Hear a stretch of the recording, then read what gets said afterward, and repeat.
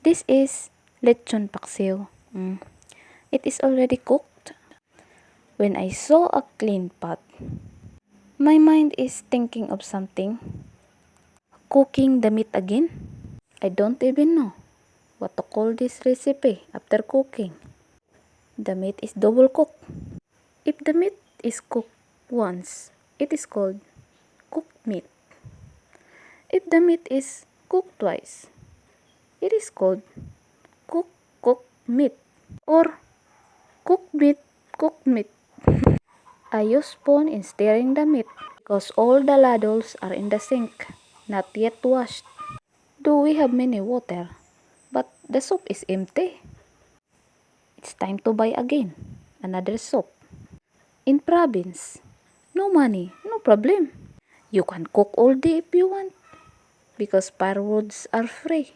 But don't use too much woods when you're cooking to avoid fire party. Here in province, the colors of our kitchens are uniform. Color black because of the smoke. Here is another pot.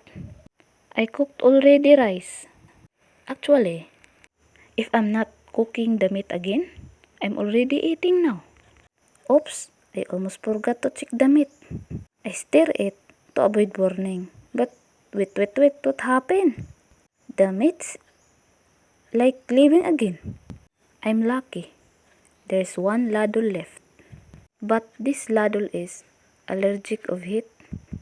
If it will stand by in heat for too long, it will have skin problems. By the way, I am done. How can I hold on if the pot has no holder to hold on? I'm very hungry now.